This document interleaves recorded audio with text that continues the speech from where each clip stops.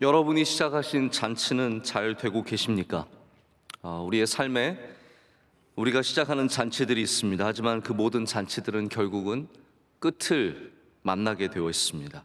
우리 그리스도인들은 다시 주님 앞에 나아가서 주님이 시작하시는 잔치를 시작해야 거기 참 소망이 있다는 것을 알게 됩니다.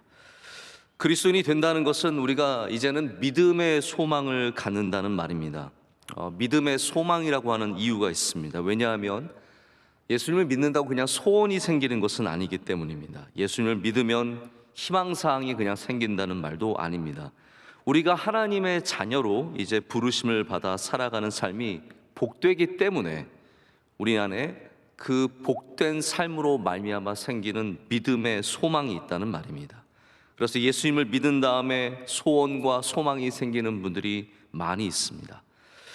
그러나 이제 소원과 소망은 다 갖춘 사람들이 갖는 덕목이 절대로 아닙니다. 가장 미천하고 가장 어려운 때에 우리는 믿음으로 소망을 가질 수 있습니다. 다윗처럼 광야에 내몰린 사람도 믿음의 소망을 갖게 되고, 다니엘처럼 바벨론의 두려운 폭정 안에 거해도 믿음의 소망을 가질 수 있습니다. 바울처럼 옥에 갇혀도 믿음의 소망이 쉽게 사라지지 않습니다. 바울은 옥 안에서도 감옥 안에서도 항상 꿈을 꿨습니다. 새롭게 할 일들에 대해서 꿈을 꾸고 주님께서 하실 일들에 대한 기대가 있었습니다. 많은 사람들이 꿈이라는 것을 너무 그거 고급스러운 거 아니냐라고 생각을 하시는 것 같습니다. 먹고 살만하니까 꿈을 꾸지라고 말씀하십니다. 하지만 성경은 절대로 그렇게 보지 않습니다. 아무것도 없는 사람들도 꿈을 꿀 수 있습니다. 그래서 꿈은 가능성의 문제만이 아닙니다. 한번 생각해 보십시오. 남북의 통일, 우리 한때는 가능성이 있기 때문에 그 꿈을 꾸었던 적이 있습니다. 하지만 지금은 가능성이 전혀 보이지 않아도 우리에게 믿음이 있기 때문에 우리는 여전히 그 꿈을 꾸고 있습니다. 통일의 기미가 보이지도 않고 이 김정은 체제에 어떤 위협이 가해지고 나라가 흔들려서 통일의 소망을 갖는 것은 아니라는 말입니다. 우리가 통일의 소망을 갖는 이유는 바로 그것이 우리에게 주신 하나님이 주신 믿음의 꿈이기 때문입니다. 어떤 가능성이 주는 꿈이 아니라 믿음이 주는 꿈이라는 말입니다. 오늘 예수님께서 보여주시는 기적은 바로 그렇게 아무런 가능성이 없는 곳에서, 아무것도 없는 곳에서 주님께서 새로운 잔치를 벌여주시는 기적의 모습입니다. 어떤 것도 기대할 수 없는 모든 것들이 다 떨어진 곳에서 우리는 오직 예수 그리스도가 계시기 때문에 꿈을 꿀 수 있고 주님이 행하시는 놀라운 기적을 맛볼 수 있습니다. 올 한해 여러분의 삶 속에 가능성이 있든 없든, 아직도 여전히 잔치가 이어지든 그 잔치가 끝났든 우리 모두가 믿음의 소망으로 주님 앞에 나가기를 간절히 소망합니다. 이 삶 속에서 결핍을 경험해 보신 분들은 무엇인가가 떨어진다는 것이, 쌀이 떨어지고 돈이 떨어지고 건강이 떨어지고 관계가 떨어지는 것이 얼마나 두렵고 아픈 일인지를 잘 아실 거라고 생각을 합니다. 그래서 없음을 축복이다라고 말하기는 조금 조심스럽습니다. 제가 말씀을 없는 것도 축복입니다 이렇게 말하면 참 편하겠지만, 살아보니까 없는 게 축복으로 여겨지기가 참 어렵다라는 거죠. 저희 가정은 우리 부모님이 돈이 없어서 낳은 지 몇 달 안 된 우리 첫 아이를 폐렴으로 잃어버리신 그 아픔이 있었기 때문에 아픔이, 결핍이 얼마나 어렵다는 것을 우리 가정은 잘 알고 있습니다. 없는 분들이 얼마나 힘들까, 그러나 동시에 그분들이 얼마나 귀한 분들일까 더욱더 생각해 보게 됩니다. 여러분, 뭔가가 없어서 놀림을 받아보거나 상처를 받아보신 적이 있으십니까? 없음은 축복으로 느껴지기가 참 어렵습니다. 망신당하는 일이며 부끄러운 일입니다. 제가 어렸을 때 저는 7살에 초등학교를 들어갔습니다. 그래서 저희 반에서 제일 작았습니다. 제가 지금도 큰 편은 아니지만 제일 작은 아이였습니다. 그래서 선생님 바로 앞에 앉았어요. 선생님이 창가에 앉으시고 1번부터 시작되면 제 1번 가장 처음에 앉았는데, 저희 집이, 저는 왜 그게 없었는지 기억이 안 나는데 지우개가 없었어요. 그래서 뭐가 틀리면, 글씨가 틀리면 이렇게 해가지고 이렇게 종이를 이렇게 문질러 가지고 지우면 전 선생님이 보시다가 너무 안 되셨는지 지우개를 이렇게 잘라가지고 뜯어가지고 저한테 하나씩 주시면 제가 이렇게 받아서 지웠던 기억이 너무나 생생합니다. 부끄러웠죠? 창피했죠. 그 없음을 나 없어도 괜찮아 이렇게 생각하기가 참 어렵다라는 겁니다. 하지만 우리 믿음의 눈으로 보면 내게 아무것도 없다라는 것이 또한 거기가 주님의 축복이 시작되는 곳임을 분명하게 볼 수 있습니다. 오늘 특별한 이 상황은 어떻게 보면 예수님께서 은혜를 베푸실 수 있는 너무나 좋은 기회였습니다. 예수님의 첫 번째 기적으로 알려진 이 말씀은 예수님께서 전혀 계획하지 않으신 일이었습니다. 자, 보십시오. 예수님의 축복은 예수님이 기대하지 않으시고 예수님께서 계획하지 않은 곳에서도 일어날 수 있습니다. 예수님과 예수님의 제자들 그리고 어머니는 이 가나의 혼인잔치에 초대를 받았습니다. 그리고 그 결혼잔치에 있다가 오늘 사건의 핵심인 포도주가 떨어지는 사건을 만나게 됩니다. 지금 결혼을 치르는 이 가정의 입장에서 보면은 지금은 비상사태입니다. 연회장은 큰 부끄러움을 당할 것이며 잔치는 이제 끝나기 직전에 이르렀습니다. 우리 삶에 없어도 되는 것이 있습니다. 그러나 정말로 있어야 하는 것이 없을 때 우리가 얼마나 당황하고 어렵습니까? 그런데 우리 예수님을 믿는 사람들은, 예수님을 따르는 사람들은 바로 그 급박하고 답답한 결핍의 순간에 예수님을 만나야 합니다. 그리고 예수 그리스도의 은혜로 말미암아 믿음의 소망을 갖고 간구하는 삶으로 나가야 합니다. 우리 삶에 있게 하시는 새로운 것을 주시는 은혜는 그냥 단순히 기적이 아니라 주님께서 우리의 삶에 그리스도가 되신다는 그러한 사인들입니다. 오늘 가나의 혼인잔치는 예수님께서 내가 그리스도이다라는 것을 우리 가운데 보여주시는 사건입니다. 여러분, 요한복음 말씀을 잘 아실 텐데요, 요한복음은 전체가 표적과 상징들로 뒤덮여 있습니다. 요한이라는 저자의 의도가 무엇이었습니까? 그가 요한복음 20장 30절과 31절에 요한복음을 쓴 목적을 가르쳐 주죠. 제가 여러분께 한번 좀 상기해 드리기를 원합니다. 이 말씀은 이렇게 되어 있습니다. 예수께서 제자들 앞에서 이 책에 기록되지 아니한 다른 표적도 많이 행하셨으나 오직 이것을 기록함은 너희로 예수께서 하나님의 아들 그리스도이심을 믿게 하려 하며 또 너희로 믿고 그 이름을 힘입어 생명을 얻게 하려 함이니라. 여러분, 이 말씀의 목적을 우리가 알아야죠. 우리로 하나님의 아들 그리스도이심을 믿게 하기 위해서라는 거죠. 그래서 가나의 혼인 잔치도, 이 기적도 그냥 포도주가 좋아졌어요가 끝이 아니라 주님이 그리스도이십니다, 주님이 하나님의 아들이십니다를 고백하는 데까지 이르러야 그 목적을 이루게 된다라는 것입니다. 예수님께서 뜻밖의 사건에 휩싸이고 어머니의 부탁으로 이 일을 감당하시지만 이 일을 보시면 하나님의 뜻이 이루어지고 주님의 역사가 나타나는 것을 보게 됩니다. 동그랑아리 6개에 물을 채우고 그 물을 포도주로 변화시키셨습니다. 지금 2-3통 드는 돌항아리라고 하는데 보통 물통의 양이 75리터에서 작은 건 75리터, 많은 거는 115리터 정도였다고 합니다. 대략 우리가 그 평균으로 잡아서 100리터로 본다면 6개는 그럼 몇 리터겠어요? 600리터입니다. 600리터는 굉장히 많은 양입니다. 제가 한 사람이 마실 수 있는 포도주의 양이 얼마인지 정확하게 계산이 안 돼요. 뭐 사람마다 다를 것이고 아마 여러분들이 얼마인지 아시면 안 되는 거죠. 네. 근데 600리터고 한 사람이 뭐 퍼마셔서 한 사람이 1리터를 마신다고 해도 그럼 몇 명이 마실 수 있는 겁니까? 600명이 마실 수 있는 어마어마하게 많은 양의 포도주를 하나님께서 만들어 주신 겁니다. 톰 라이트라고 하는 신학자는 한 800병 정도의 와인이 나올 수 있는 양이다라고 말합니다. 이분은 이렇게 표현을 해요. 이 표적은, 이 기적은 하나님의 풍성하신 예비하심에 대한 사건이며 하나님의 넘치는 사랑의 표현이며 마치 물이 바다를 덮음같이 천국의 영광이 지상을 덮은 모습이다 라고 표현을 합니다. 여러분, 참 아름다운 표현 아닙니까?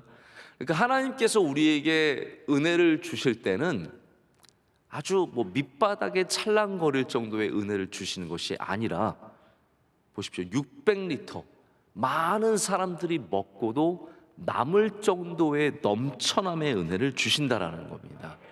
아무것도 없는 곳에서 시작하지만 하나님의 은혜를 받게 되면 우리는 풍성한 물이 바다를 덮음 같은 은혜를 누리게 될 줄로 믿습니다.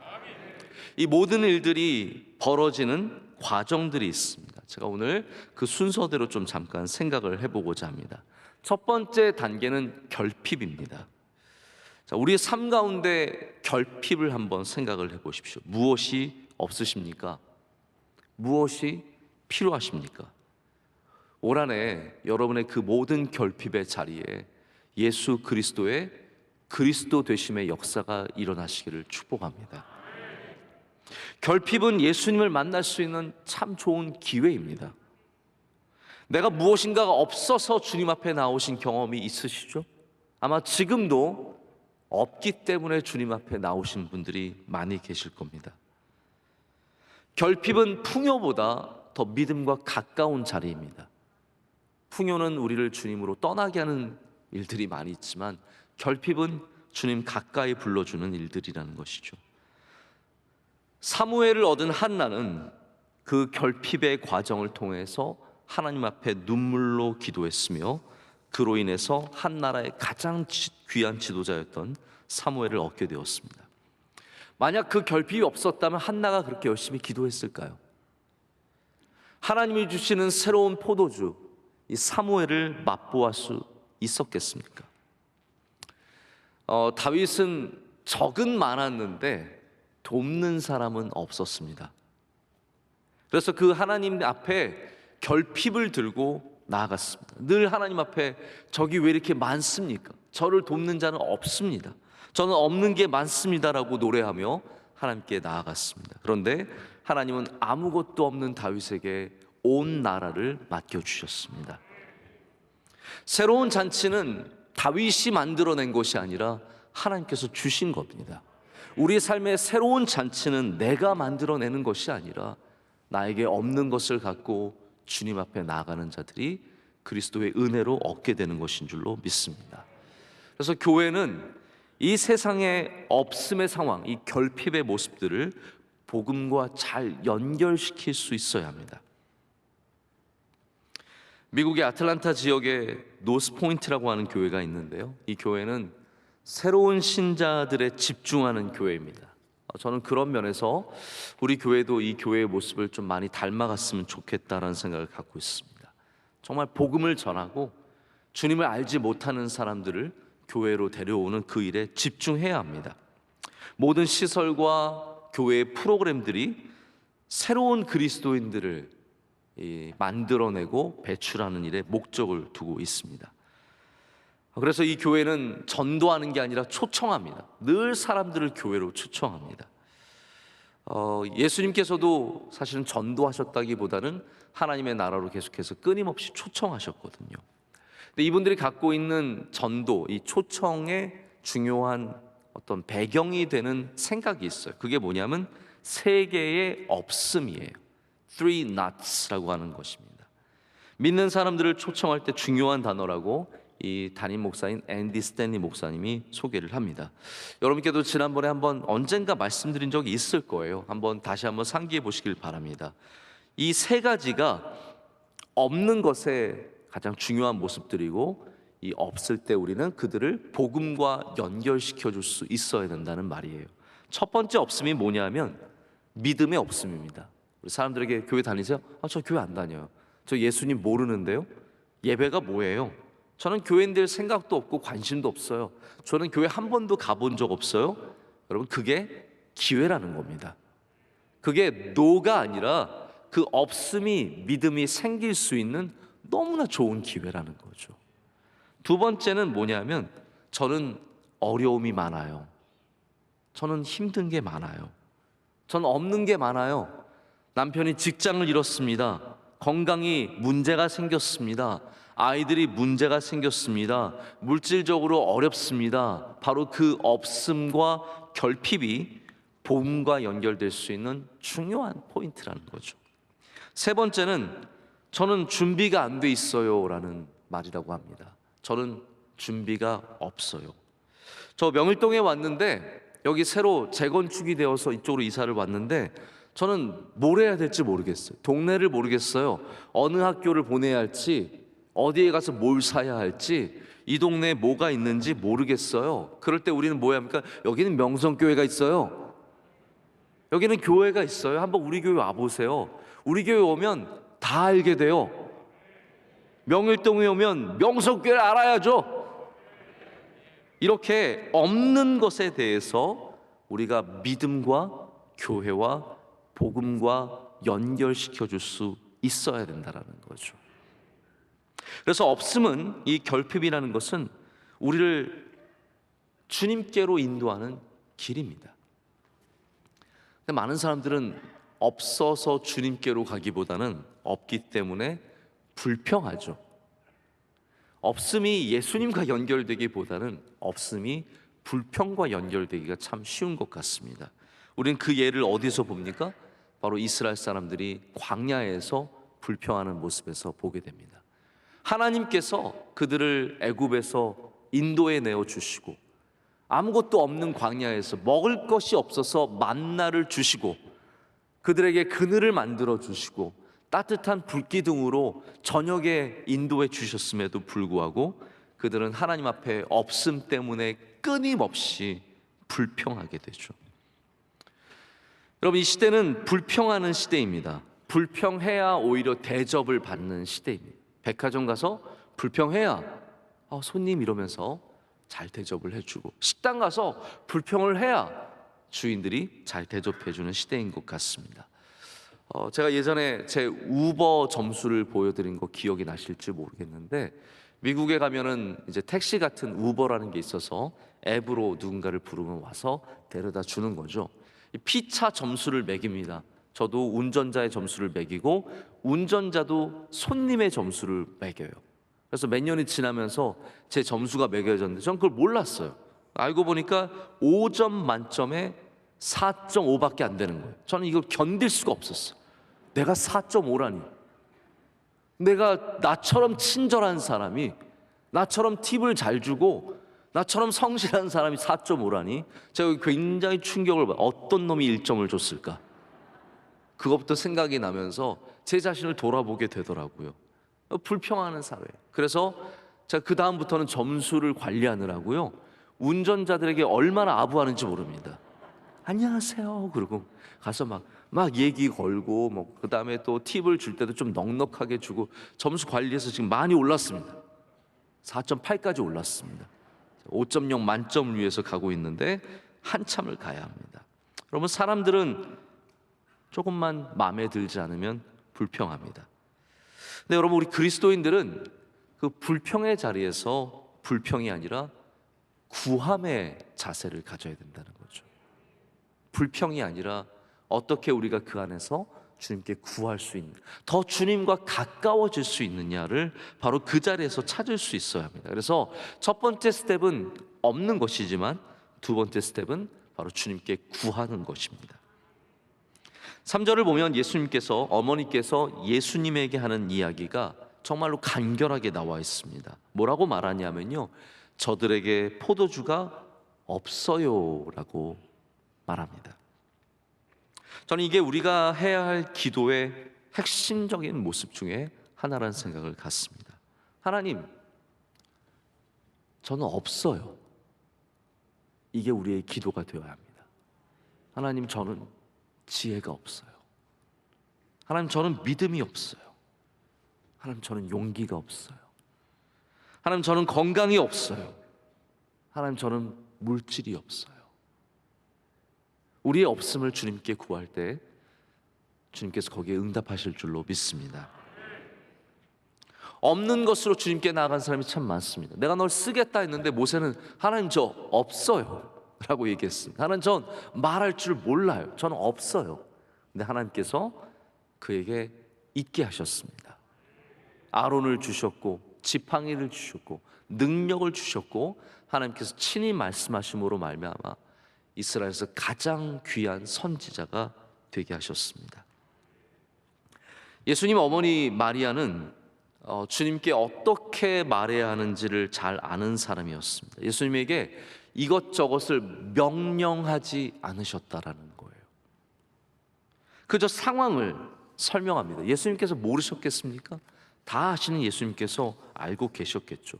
다만 때가 아니었기 때문에 뒤로 앉아 계신 예수님께 가서 상황을 설명합니다. 여러분, 우리 기도가 때로는 이렇게 그냥 주님 앞에 우리의 상황을 설명하는 것이 되어야 합니다. 멋진 말로 꾸며야만, 대단한 말로 꾸며야만 아름다운 기도가 되는 것이 아니라 우리의 상황을 간결하게 주님께 말씀드리는 것만으로도 하나님께서는 이미 일하시기 시작한다라는 거죠. 마태복음에서 예수님께서 기도에 대해서 가르치실 때 이렇게 말씀하십니다. 너희는 그러므로 그들을 본받지 말라라고 말씀하시죠. 이 그들은 중언부언하는 사람들을 말합니다. 이방인들의 기도를 말합니다. 뭐라고 말씀하시냐면요, 구하기 전에 너에게 있어야 할 것을 하나님 너희 아버지께서 아시느니라. 근데 여러분, 이게 굉장히 모순된 게 뭐냐면요, 다 아신대요. 그런데 주님은 또 뭐라고 말씀하십니까? 구하라고 말씀하시는 거예요. 근데 우리가 알아야 할 것은 이 기도가 절대로 모순되지 않는다라는 거예요. 자, 기도의 한 부분은 하나님께서 모든 것을 다 아신다라는 것이고요, 또 한 부분은 뭐냐면 그럼에도 불구하고 우리는 하나님께 구해야 한다는 사실입니다. 이게 같이 있다라는 거예요. 그러니까 하나님께서 모르시기 때문에 우리가 구하는 것이 아니라 다 아시는 하나님께 우리가 여전히 기도하고 구해야 한다는 말씀이라는 거죠.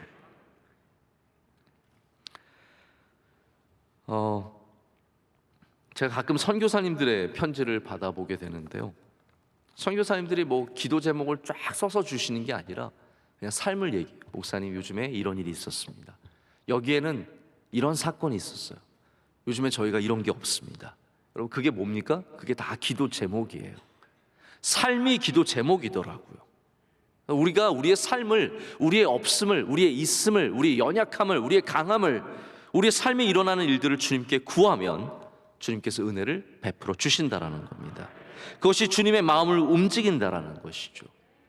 제가 어떤 한 글을 읽었는데 이 저자가 기도에 대해서 얘기하면서 우리가 기도하면서 자꾸 다른 생각을 하게 되는 이유를 얘기하더라고요. 여러분들도 기도하시면서 기도에 집중하지만 때로는 다른 생각 좀 들지 않으세요? 다 기도를 너무 잘하시나 봐요. 저는 여기서 잠깐 새벽 예배 마치고 기도할 때도 때로는 정말 다른 생각들이 들어와서 한참 기도를 멈출 때도 있습니다. 근데 이분이 얘기하는 것은 우리가 자꾸 다른 생각을 하는 이유가 기도를 우리의 마음에서 하지 않고 자꾸 뭔가를 만들어서 드리려고 하기 때문에 그렇다라고 얘기를 합니다. 저도 거기에 일부분 동의를 합니다. 우리의 마음속에 있는 기도를 내놓기보다는 내가 좋은 기도를 해야 되니까, 어떤 순서에 맞춰서 기도를 해야 되니까, 합당한 기도를 해야 되니까, 멋진 기도를 해야 되니까 우리가 계속해서 말을 만들어내다가 결국은 우리의 마음의 생각들로 기도가 뒤덮인다는 얘기입니다. 여러분, 너무 멋진 기도를 하려고 하지 마시고요, 우리 마음에 있는 우리의 없음을, 우리의 연약함을 주님께 고백하는 기도를 드려야 할 줄로 믿습니다. 근데 여기 여러분 느끼셨습니까? 이 어머니 마리아가 예수님께 다시 포도주를 만들어 내라 이런 말씀도 안 하셨고요, 더 맛 좋은 포도주를 한번 내볼래? 이런 말씀도 하신 적이 없으십니다. 더더욱 나아가서 물을 포도주로 바꾸라는 말씀은 하신 적이 없어요. 그냥 오직 포도주가 없다라는 것만 주님께 말씀을 드렸습니다. 나머지는 다 주님께서 알아서 하시는 거예요. 요즘에 우리 컨슈머들이, 소비자들이 똑똑해지다 보니까요, 모든 것을 자세하게 요구를 하더라고요. 여러분, 약국 가서 여러분이 요즘에 두통약 달라고 하세요? 아니에요. 요즘 사람들은 너무 똑똑해요. 그래서 아이부프로펜 계열과 타이레놀 계열을 다 알아서 저 타이레놀 주세요. 다른 거 원치 않습니다. 내가 딱 원하는 게 있어요. 그래서 약사가 거의 할 일이 없을 정도로 정확하게 그거 말고요, 새로 나온 거 있죠, 그거 주세요. 아주 정확하게 내가 원하는 것을 요구합니다. 여러분, 우리가 주님 앞에서도 내가 나를 진단하고 내가 나의 문제들을 다 파악해서 예수님, 나에게 필요한 건 딱 요겁니다 라고 이렇게 말하는 경우도 참 많은 것 같습니다. 여러분, 우리가 주님께 나아가는 자세가 바뀌어야 합니다. 우리는 어머니 마리아가 구했듯이, 할렐루야, 주님, 포도주가 없습니다. 그거 하나만으로도 충분하다는 것이죠. 우리 아이가 어느 학교를 가야 되고 어떤 직업을 가져야 되고, 물론 그런 기도 제목도 나쁜 것은 아닙니다. 하지만 우리가 우리의 아이를 주님께 맡기는 것이 먼저가 아니겠습니까? 우리 교회를 주님께 맡기는 것이 먼저이며 나의 삶을 주님께 맡기는 것이 먼저입니다.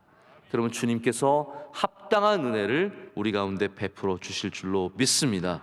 그때 그 믿음으로 말미암아 새로운 잔치가 시작될 것입니다. 세 번째는 순종의 자세입니다. 그리고 예수님의 어머니는 순종에 대한 준비를 철저하게 부탁합니다. 5절에 이렇게 적고 있습니다. 그의 어머니가 하인들에게 이르되 너희에게 무슨 말씀을 하시든지 그대로 하라 하니라.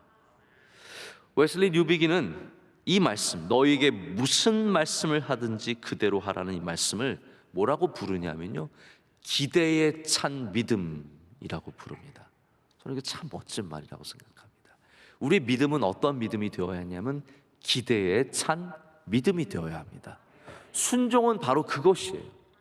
순종은 기대가 없는 믿음이 아니라 기대가 있는 믿음이기 때문에 하나님이 행하시는 일들을 바라보며, 주님이 행하시는 일들을 바라보며 그 일을 준비하는 자세입니다. 마리아가 가장 중요하게 여겼던 것은, 우리에게 중요하게 여겼던 것은 순종하는 부분이라는 것이죠. 자, 이 부분에 대해서는 우리가 이미 들은 말씀도 많고 또 이미 여러분이 갖고 있는 순종에 대한 이해도 많기 때문에 시간상 제가 더 깊게, 더 길게 얘기하진 않겠습니다. 분명한 것은 우리가 예수님의 시작하시는 잔치에는 우리의 구함과 그리고 우리 순종의 자세가 반드시 필요하다라는 것입니다. 여러분의 기도에 구함과 순종이 함께 있는 은혜가 있으시기를 축복합니다. 자, 그러면 예수님이 시작하신 이 잔치의 참된 목적은 무엇일까요? 그냥 없는 것이 채워지고 기쁨이 시작되는 그것이겠습니까? 여러분, 성경이 보여주는 참된 목적은 그것이 아닙니다. 성경이 보여주는 참된 목적은 우리가 바로 예수님을 알게 되는 것이고 예수님을 믿게 되는 것이죠. 2장 11절, 오늘 마지막 말씀은 우리 기적의 진정한 의미를 우리 가운데 보여주고 있습니다.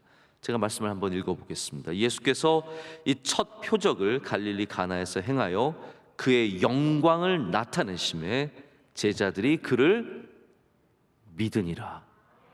제자들이 그를 믿으니라. 이게 이 잔치의, 새로운 잔치의 참된 목적이라는 겁니다.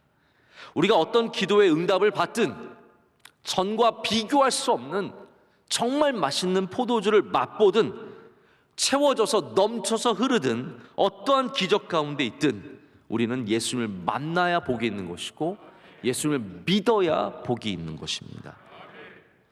여러분, 있으면 문제가 다 해결됩니까?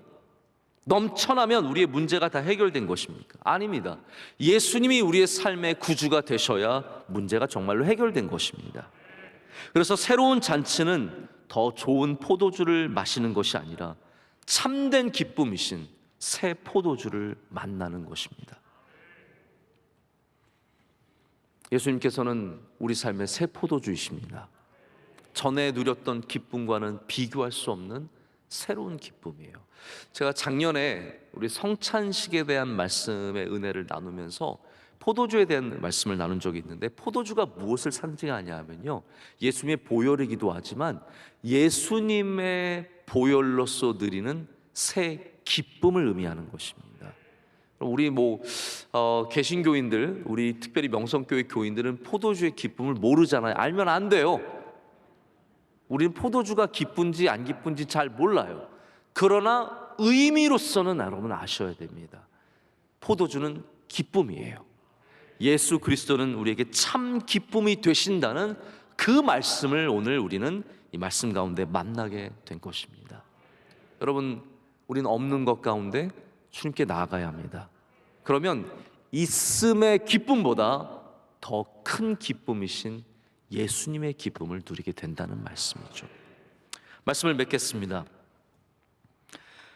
캐서린 잉그럼이라고 하는 저자의 열정적인 존재, Passionate Presence라고 하는 책에서 나오는 내용이에요. 2세기 정도 전에 영국의 케임브리지 대학교에서 한 종교 수업에 시험이 치러지고 있었습니다. 이 시험의 주제는 뭐였냐면요, 예수님의 첫 번째 기적인 가나의 혼인잔치에서 물이 포도주가 된 것에 영적인 의미를 쓰라라는 주제였습니다. 그래서 학생들이 2시간 동안, 주어진 시간 동안 열심히 글을 쓰고 있었습니다. 어떤 의미를 갖고 있는지. 근데 그 가운데 아무것도 안 하고 혼자 가만히 앉아있는 한 학생이 있었습니다.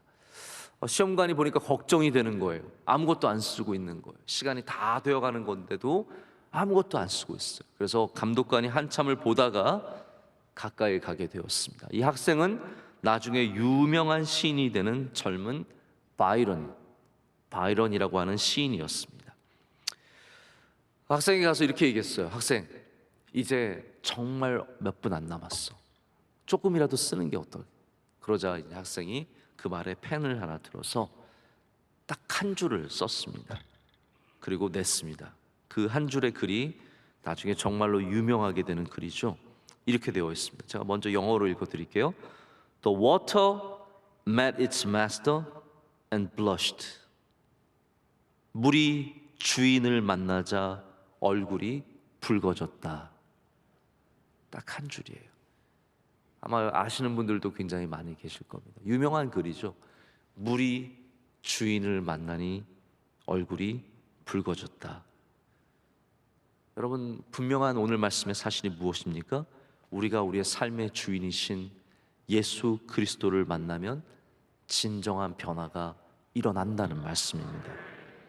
지금까지 우리가 즐겼던 잔치가 아니라 이제는 예수 그리스도께서 우리의 연회장이 되시는 잔치를 만나게 됩니다. 오늘 이 말씀을 통해서 여러분의 삶에 그런 잔치가 다 시작되시기를 진심으로 축복합니다. 기도하시겠습니다. 하나님 아버지, 감사합니다. 오늘 우리에게 말씀하시고 우리를 가까이 불러주시고 하나님 주의 영광을 나타내시니 감사합니다. 하나님, 모든 불이 주인을 만나 얼굴이 붉어지게 하여 주시옵소서. 우리의 삶의 주인을 만나지 못해서 여전히 변화받지 못한 것들이 너무나 많이 있습니다. 하나님, 오늘 참된 주인이신 예수 그리스도를 만나게 하여 주시옵소서. 그래서 삶의 모든 부분들의 새로운 잔치가 시작되게 하여 주시고 참 기쁨을 누리게 하여 주시옵소서. 예수님의 이름으로 기도드립니다. 아멘.